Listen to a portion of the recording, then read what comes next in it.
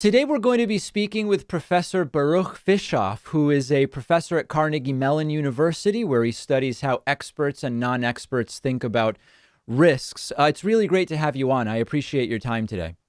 Oh, thanks for having me, David. So, risk is a very interesting topic because, much like this is a bad analogy, but much like when we come across a yellow light when driving and we are intuitively making a number of calculations that make us decide to either go through the light or not, we are thinking about the risks to us of all sorts of different activities all the time. And the first part, I think maybe that would make sense to start with is, are human intuitions about risk generally reliable or not so much, where we have to sometimes step back and say, am I actually evaluating this risk correctly? Well, we're generally pretty good, particularly where we have good sources of information or we have the same risk, see the same risk time and again, have a chance for trial and error. But when something is new and we don't have unreliable sources, then we can be in trouble. So I would say, for example, Pittsburgh has a driving culture where people run the reds, and I Yep. grew up in Detroit, where drivers are much more disciplined. So if I have well-tuned intuitions for Detroit driving. Took me a while to get right to adjust them for Pittsburgh driving.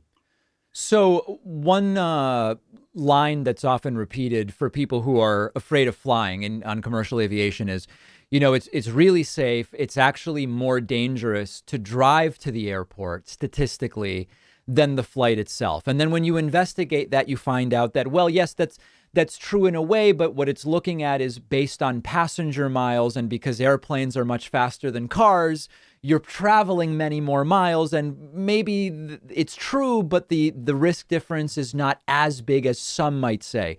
With something like that, how is the average human to use that to assess, is flying safe enough for me? Because most of us don't think about, well, what's my risk of dying per 1,000 miles driven? We just sort of have a sense of, do I know people who have died in car accidents? Could I get into a car accident and survive? And most of us make the decision that we're willing to drive around. But are those comparisons useful? Not really. I think just for the reason that you cited is that often people who give us those comparative risk statistics are really, they're trying to work us. They're trying to get us to do something like fly or drive or wear a mask or wash our hands or whatever. It's difficult to find, often difficult to find statistics that are just presented in a trustworthy way, that aren't slanted, that are really relevant to our decisions. And in a situation like that, we depend on people to do that work for us. I saw a report this morning so one of the things that I wear a mask still. And this is May 19th, 2022, and that's because I think there's a lot of uncertainty about long COVID. Mm-hmm. And there was a long report, I think by well-meaning people, with a long report in one of our major newspapers about a study showing that long COVID is very common among relatively young people. But what they didn't tell us is, well, how good is the measurement of long COVID? Are the observations for people who've gotten it from Omicron or the earlier variants where the problems were much greater? And then how many people did they have in each group? Like in the data set that they had, there were relatively few people over 65. But that seems to be because they just didn't have a lot of observations from people over 65. So it didn't answer my question. What's the chance of my getting long COVID if if I'm exposed? And it certainly didn't answer the question of, well, if I get long COVID, what's the chance I'm going to get COVID, long COVID? I'm going to give it to my wife or to somebody else. So that's what we really count on the experts to work up the data in an honest way for us. So it turned out to be, it requires some skill. Also, presenting the data in a way that it's sort of useful to people seems like it's a skill as well. I recently read, whether this is accurate or not, it doesn't really matter, but I recently read that for someone without pre-existing conditions, the risk of dying from COVID is the same as dying in a car accident for 10,000 miles driven. And I was thinking to myself, is that high or low? I don't really know what that is. It's sort of a strange comparison to make. How do I even evaluate that? Yeah, yeah, and in addition, you're making your risks and benefits are different in the two situations. You get some benefit from taking a long trip. You have a different set of benefits from, making a statement or having to fight to be the person who's wearing a mask. So you really want what you would like is somebody just to give you the numbers, to say, if you take this trip, you have one chance. On an average car trip, I think you have about one chance in 10 million of being in a fatal accident. And the risk is even smaller if you're not drinking or driving early Sunday morning. So give me the numbers. People can handle those numbers, and let me decide. Don't try to work me. Can you talk a little bit about when we measure risk, the difference between absolute and relative risks? Right. So something can double your risk of something terrible happening to you, but it makes a big difference whether that takes it from 1 in a million to 2 in a million, or from 1 in 100 to 2 in 100. So you really need the absolute numbers, the absolute risk numbers, in order to make the risk benefit trade-offs, because you're trading absolute benefits against absolute risks. So those relative risks are really meaningless. They're often misleading. So one example would be in medical science reporting, we often will read that a certain food, for example, might increase the risk or decrease the risk of, say, a type of cancer by 40%. And that's a very big number, 40%. But what you're saying is it might be the difference between a lifetime risk of 1% and 1.4%. And we need to have that information to really accurately assess what it means. Yeah, exactly. I have some friends, colleagues at Dartmouth Medical School, who have developed a drug fact box, like the nutrition fact box, that shows you the probability of things going right and going wrong if you take different drugs, and absolute statistics. And that's information that's even hard for doctors to know. So one of their examples is a sleeping pill, and that you find that people who take the sleeping pill fall asleep in 37 minutes, compared to people who don't take the sleeping pill fall asleep on average in 45 minutes. And then they tell you what are in absolute numbers, what are the side effects with and without the sleeping. Well, that's what you need to know. And you and I might make different. Those 8 minutes might mean a lot to me, and not a lot to you relative to the side effects. One of the recent ones, speaking of medications and side effects, has been around COVID vaccines, where there seem to be some strange risk. I call them strange. I'll see if you agree. Strange risk assessments when it comes to risks of the vaccine, specifically as compared to risks of COVID. So, for example, when you considered at one point, myocarditis was one topic that was quite present. And there was a lot of talk of the risk of myocarditis from the vaccine, and absent from many of those conversations was the relatively higher risk of myocarditis from COVID. And very often it seemed like the consideration people were making was, what's my risk of myocarditis from the vaccine versus zero, when really it should be compared to the risk from myocarditis from COVID, should it not? Oh, exactly. And it is a persistent puzzle why people who are, very dedicated to our public health, people who are very dedicated to our health and our safety, and why they don't know that.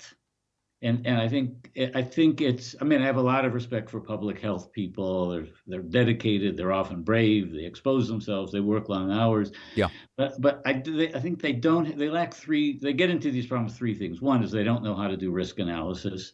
The second is that their inclination is to tell people what to do, rather than to empower people to make their own decisions.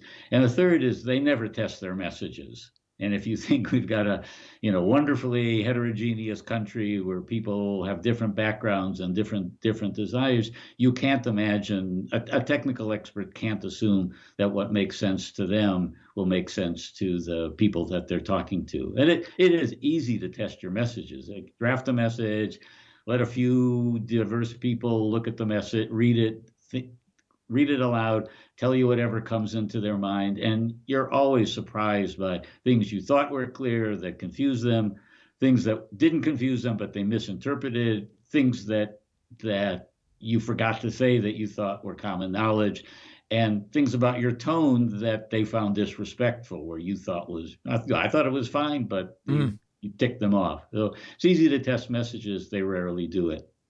One of the things that relates to risk assessments, I'm reminded of when years ago I read the book Thinking Fast and Slow by Daniel Kahneman, and he talks about a lot of cognitive biases and heuristics that affect our thinking about things. And some of them that seem very relevant to risk assessment would be, for example, framing things as the possibilities of losses versus the possibilities of gains. He did some very interesting work wherein he would sort of set up like lottery type experiments where in some there's a probability of a gain, in others a probability of a loss, but the expected values, just thinking mathematically of these scenarios, were absolutely identical. In principle, humans rationally thinking should be indifferent between these scenarios, but we found out that framing things as losses versus gains had a major impact on people's willingness to take risks in sort of gambling type situations. Can you talk a little bit about real world scenarios, not imaginary lotteries, but real world scenarios where that cognitive bias has a real impact in people's decisions? Yeah, so Dr. Kahneman was one of my doctoral advisors. Oh, no way. Along with Amos Tversky, his late Yeah. there. So I even have a cameo role in that. Wow. In the book. So one thing to know about the kind of research that psychologists do is we look at situations where people have not figured out what to do. And those are situations that, from a scientific perspective, are revealing a fundamental cognitive processes, emotional processes, where in everyday life, those situations can be fairly rare. That is, you've learned what to do by trial and error. Somebody you trust has told you what to do. You've watched what other people do, and they seem to be getting along with things, and so on. So our research tends to accentuate the negative, because look for problems, and because that's just the way our science goes. Think situations like the pandemic put us in situations where we don't really know put us into situations where these kinds of biases or framing effects are most effective, because we don't really know what to do. We don't really know who to trust. People we talk to have all sorts of different ideas. And, one bit of advice is to talk to different people, and none of them may know the right answer, but they have different ways of looking at the problem, and you can decide, well, what way do I want to frame it? Do I want to be thinking about this as a loss or a gain? Another thing, a bit of advice, I think, like that the literature would, I think, support, is don't beat yourself up too much. These are legitimately difficult decisions, partly because they're novel and the stakes are high, but partly because the experts have failed us. They haven't given us statistics that they want. They've manipulated the statistics, as you suggested. Have you suggested earlier? So we're really, sort of on our own. So find people you trust. Run it by a few other people. If you've done the best you can, then things don't work out. Don't add the insult of regret to the injury that you've already suffered.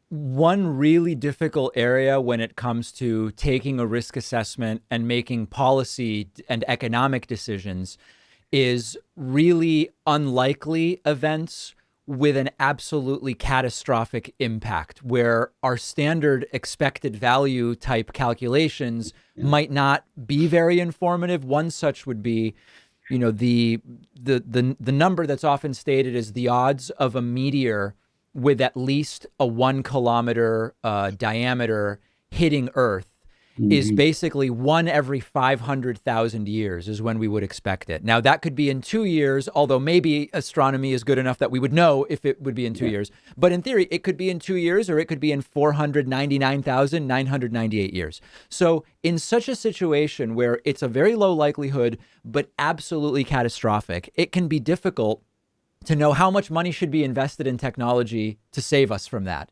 How much should we invest in the technology that would allow us to redirect or blow up such a meteor? How, how can humans think about things on that scale? So catastrophic, but so unlikely.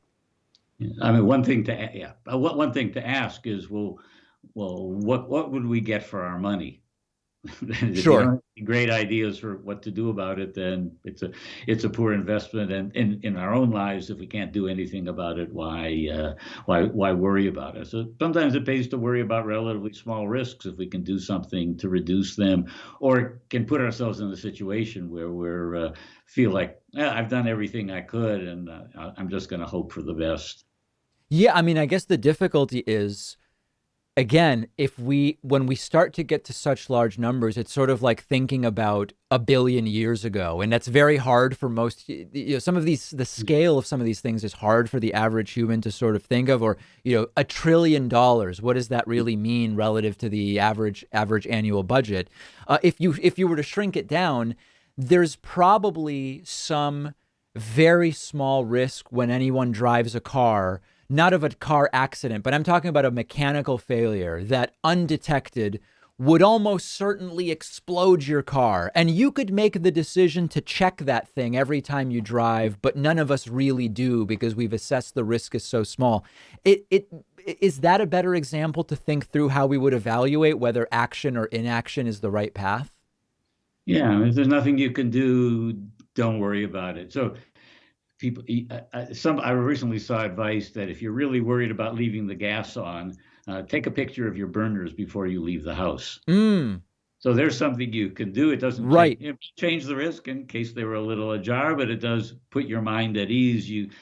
With modern cars, you can't really look under the hood and figure out whether anything is going wrong. You would be fortunate if you're in a state like Pennsylvania that has mandatory safety checks every year, and we've been here 35 years, and every few years they find something Hmm. that we wouldn't have known otherwise. So there's a place where I think government coercion, as some people would call it, has served us well.